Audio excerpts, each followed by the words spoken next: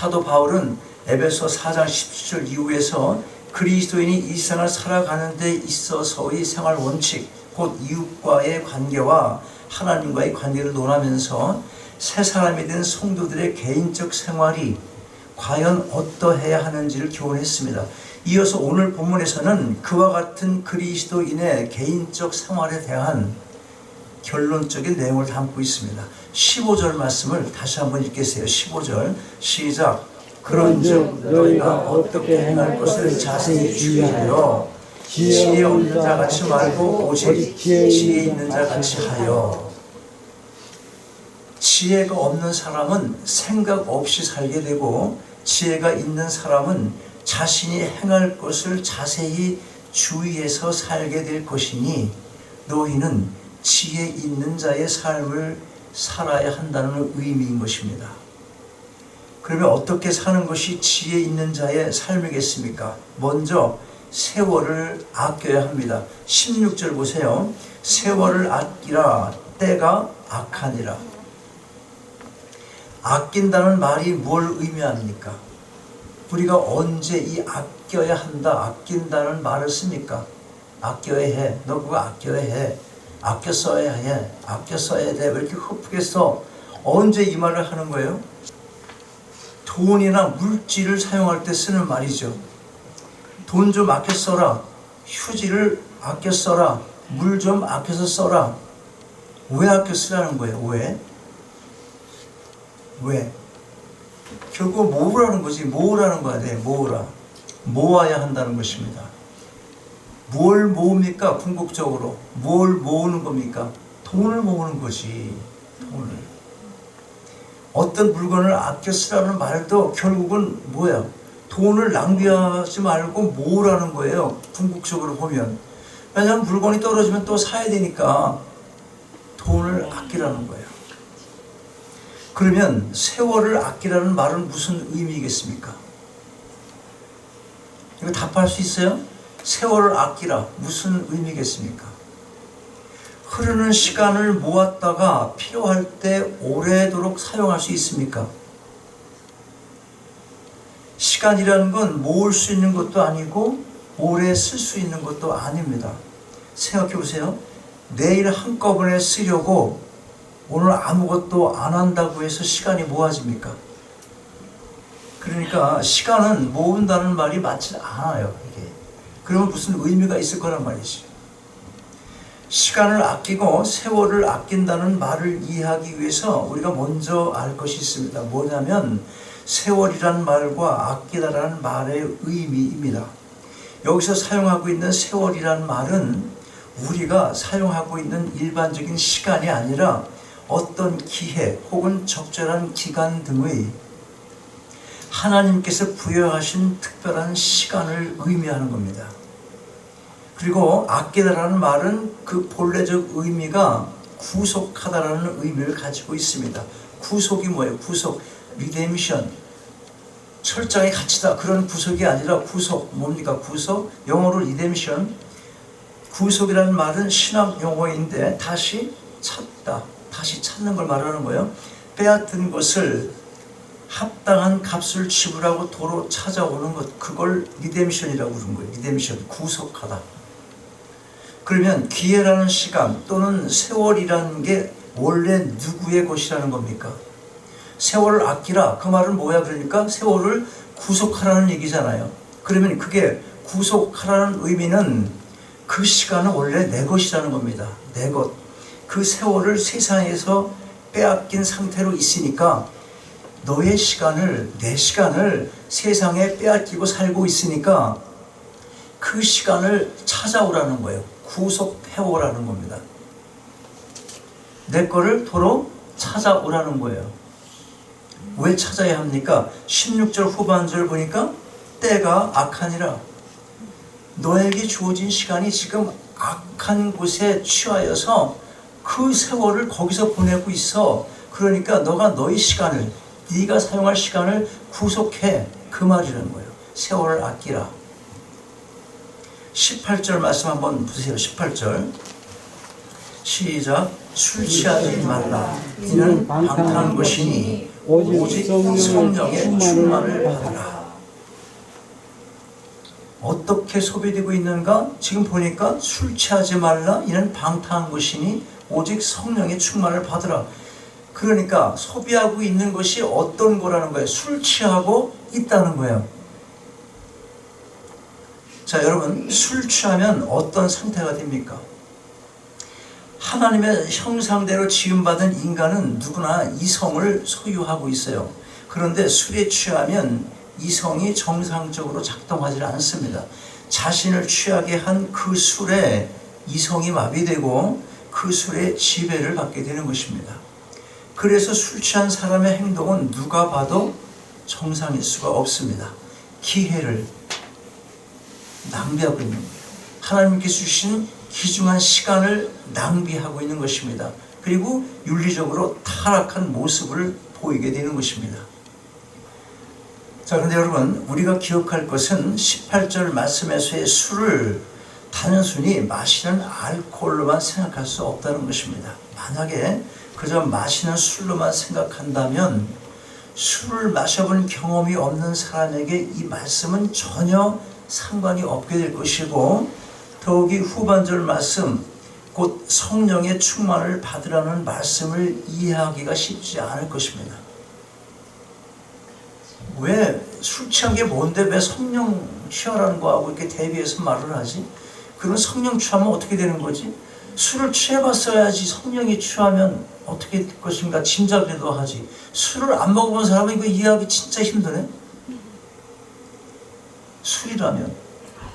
자, 무슨 말인가 하면 여기서 술 취함과 성령 충만을 대비적으로 사용하고 있는 것은 애간상으로는 유사성을 보기도 하고 본질적으로 대조가 되기 때문인데, 중요한 게 뭐냐면 꼭 마시는 술이 아니어도 술처럼 우리를 취하게 하고 지배를 당하게 하는 그 어떤 것들이 세상에 많다는 것입니다. 이게 다 우리가 이미 살펴본 대로 어두움의 속성을 가진 것들입니다. 빛에 의해서 밝히 드러나게 되고 사라져야 할 것들입니다. 뭐겠습니까? 어둠을 버리라고 수없이 얘기했잖아. 빛이 아닌 것, 그건 다 어둠이라고 했어요.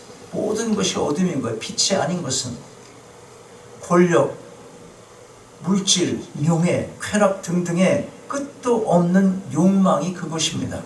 물론 우리가 생각할 때 죄가 되거나 악이 되는 것 같지는 않은 모호한 영역이 있기는 합니다. 그러나 그게 무엇이든 거기에 취하게 되면 다 악이 되고 더 나아가서 하나님께 죄가 되고 마는 것입니다. 물질 모으는 게 그 자체가 악이 되고 죄가 되는 건 아닙니다. 또 골프를 쳐, 또 테니스를 쳐, 또 음악을 또 열심히 해, 연습을 많이 하고, 또 독서, 책 읽기 좋다고 독서를 많이 해요. 또 나는 여행이 좋다나 그래서 여행을 다니면서, 이거 다 이런 등등 그 자체가 문제가 되는 건 아닙니다. 그런데 이것이 지나치면 악이 되고 죄가 될 수 있다는 것입니다. 하나님 섬기는 일부터 그것부터 무엇이든지 계산을 하고 계획을 하고 일정을 짜고 스케줄을 잡고 해야 되는데 그걸 뒤로 밀어놔. 그리고 다른 것을 먼저 우선 순위에 올려놓으면 그것이 뭐야? 그것이 우상 숭배이기도 하고 그것에 내가 취하여 살고 있는 거예요. 가끔씩 동영상 보면 애 끌고 가다가 애를 이렇게 세워놓고 유모차에다가 실어놓고서는 여자가 이 핸드폰 보고 있어. 이렇게 이게 잘못돼갖고 쭈르르 막 내려가고, 그죠? 그럼 딴 사람이 이거 잡아주지. 그래 애 훔쳐가는 줄 알고 어떻게 또 자기가 막 화를 내. 그리고 그 사람이 와갖고 이거 전화를 뺏어갖고 땅에다 집어던지는 거 봤죠? 그게 취해서 사는 거예요. 취해서 사는 거예요. 그렇게. 그런 게 여러분에게 혹시 없어요? 밥을 먹으면서도 가닥각각이야. 집에서도 식구들이 모여서 밥을 먹는데도 각자 다 뭘 보고 있어. 이렇게 보고. 다시 얘기할게요. 물질 모으는 것 물론이고 골프, 테니스, 음악, 독서, 여행 등등 그 자체가 문제되는 건 아닐 수 있지만, 그러나 그럼에도 불구하고 그것이 지나치면 악이 되고 죄가 될 수 있다는 것입니다.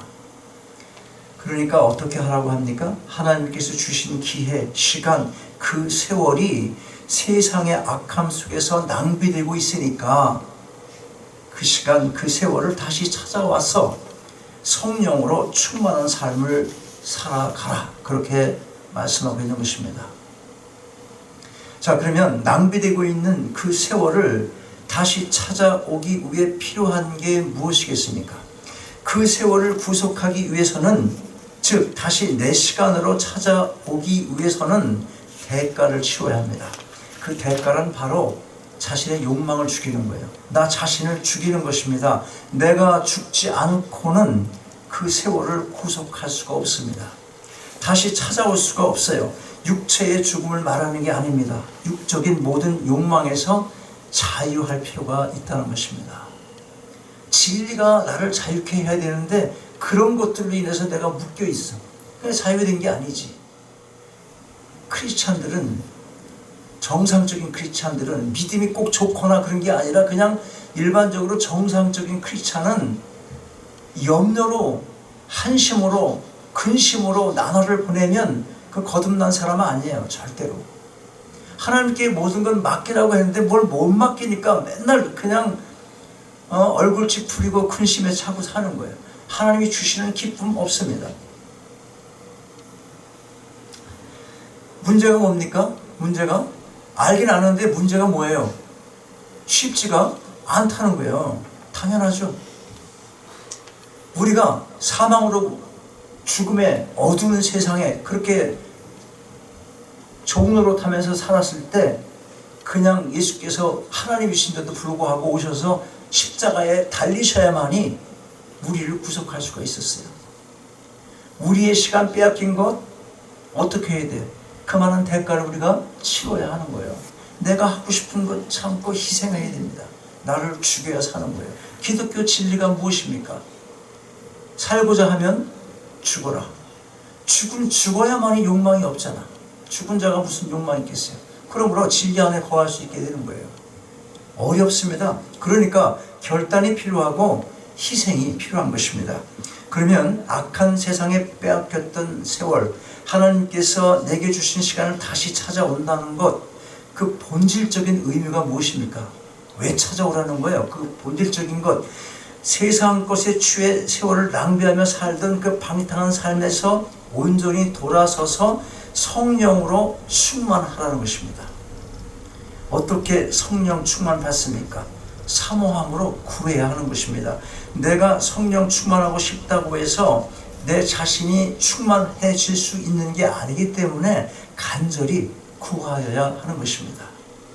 누가복음 11장 13절에 이렇게 기록합니다. 너희가 악할지라도 좋은 것을 자식에게 줄 알거든 하물며 너희 하늘 아버지께서 구하는 자에게 성령을 주시지 않겠느냐 하시니라. 자, 그러면 성령 충만한 삶이란 어떤 삶이겠습니까? 자, 일단 여러분들이 성령을 구해서 이제 성령 충만했다 쳐. 이렇게 발전하라고 설교하는 거니까 이제 구하시고 성령 충만을 했다고 칩시다. 그러면 그 다음에 어떻게 살아야 되는 거예요? 어떻게? 술에 취했을 때, 악한 세상의 것에 취했을 때 나를 취하게 한 그것에 이끌린 삶을 산 것과 같이 이제 성령에 이끌린 삶을 살아가라는 겁니다. 즉 그게 무엇이건 세상의 것에 취하여 사는 것이 아니라 성령에 취해서 살아가라는 것입니다. 그런 삶이 어떤 것인지를 17절 이하의 말씀에서 우리가 생각해 볼 수가 있습니다. 첫째로 주의 뜻을 아는 삶입니다. 17절 같이 한번 읽어요. 큰 소리로 시작. 그러므로 어리석은 자가 되지 말고 오직 주의 뜻이 무엇인가 이해하라. 여러분, 우리를 향한, 나를 향한 주님의 뜻을 어떻게 알 수가 있습니까? 세상을 살아가면서 어떤 것이 옳은 것인지를 분별하는 것이 참으로 모호할 때가 많습니다. 하나님께서 직접 말씀을 해주셨으면 좋겠는데 그게 아니니 참 답답할 때가 얼마나 많은지 모릅니다. 어떤 사람은 아직 내가 하나님의 뜻을 잘 모르겠으니까 아무것도 할 수가 없습니다. 그렇게 말하는 사람이 있어요. 하나님께서 저에게 가르쳐 주질 않아요. 응답이 없어요. 이런 식으로 자기를 변명하면서 아무것도 하지 않는 거예요. 오히려 이런 사람이 어때요? 어떻게 보면 더 믿음의 사람 같잖아. 하나님께서 뜻이 무엇이냐 가르쳐주지 않으니까 아무것도 안 한다. 아, 정말 하나님 뜻대로 사는 사람이구나. 그렇게 보일 수는 있을 거예요. 그런데 뭘 알아야 하냐면, 우리가 하나님의 뜻을 분명하게 알아야 무엇인가를 해야 한다면, 그렇다면 이 세상에 우리가 확신 가운데 할 수 있는 일이 아무것도 없다는 것입니다. 그러나 여러분, 이 사실을 알아야 돼요. 뭐냐면 애매하지 않다는 거예요. 하나님의 뜻이 애매하지 않다는 거예요. 콕 집어서 무엇을 하라 이렇게는 말씀하시지 않지만, 우리가 충분히 지정의를 사용해서 하나님의 뜻이 무엇인지를 발견해낼 수가 있다는 거예요. 가장 큰 그림을 하나님께서 보여주셨어요. 그게 뭐냐면, 하나님의 변할 수 없는 우리를 향한 뜻은 언제나 분명한 것인데, 그게 뭐냐면 우리가 이미 다루었듯이 가장 큰 계명 뭡니까? 하나님 사랑과 이웃 사랑입니다. 가장 큰 줄기예요. 조그만 아이들은, 아직 어린 아이들은 일일이 다 지적을 해야 하지만 이제 성인이잖아. 그리고 하나님의 형상을 따라서 우리가 다시 회복된 회심을 해서 중생을 해서 회복되었기 때문에 얼마큼 우리에게 주어진 지정의를 사용할 수가 있는 겁니다. 하나님께서 주신 그걸 그대로 우리가 작동시킬 수 있는 거예요.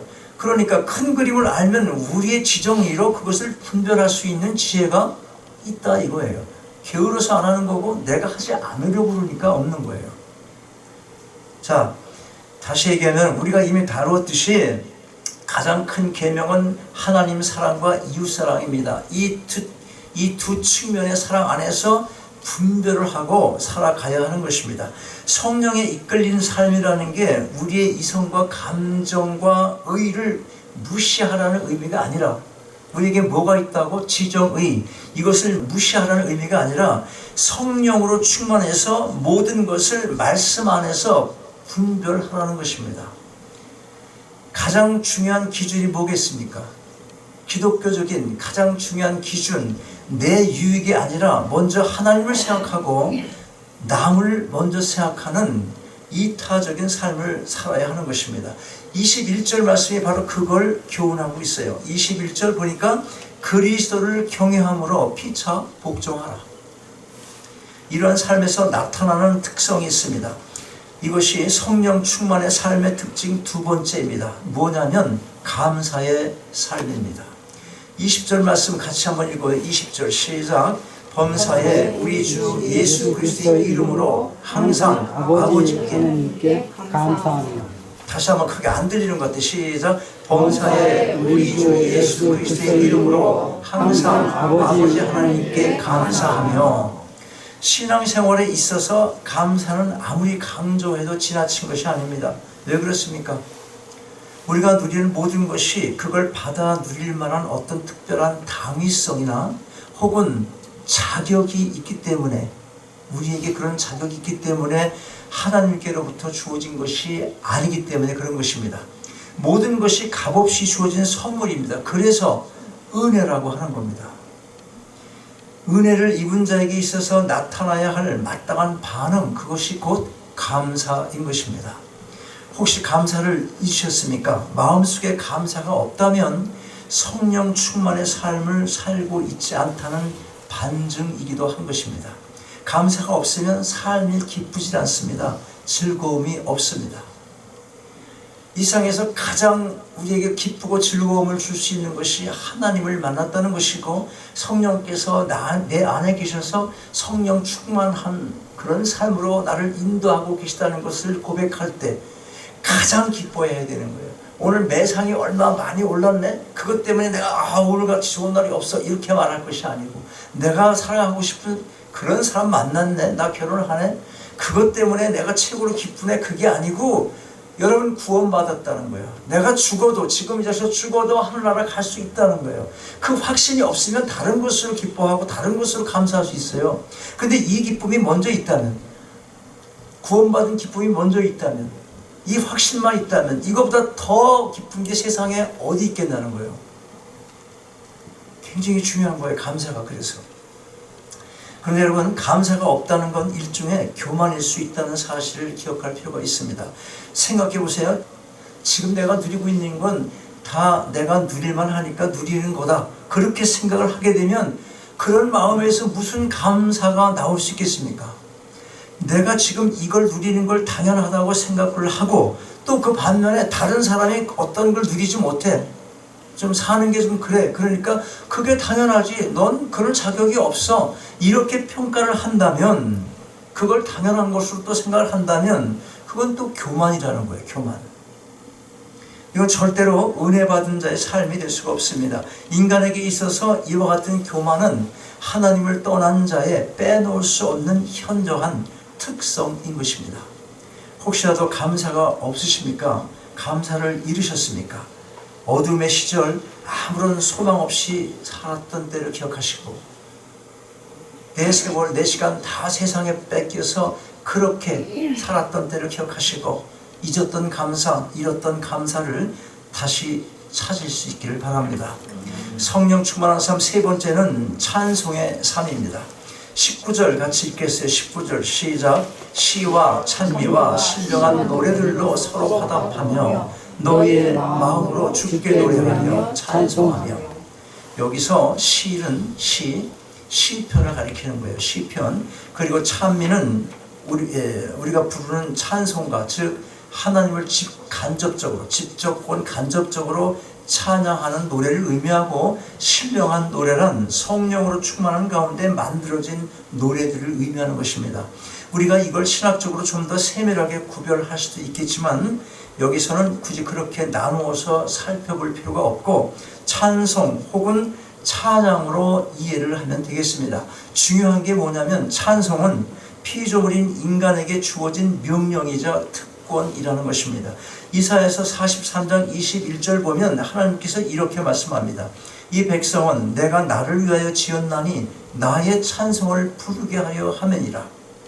하나님께서 사람을 지으신 목적을 분명하게 알려줍니다. 우리의 노래가 아니라 하나님께서는 당신의 찬송을 부르게 하시려는 목적을 가지고 인간을 창조하신 것입니다.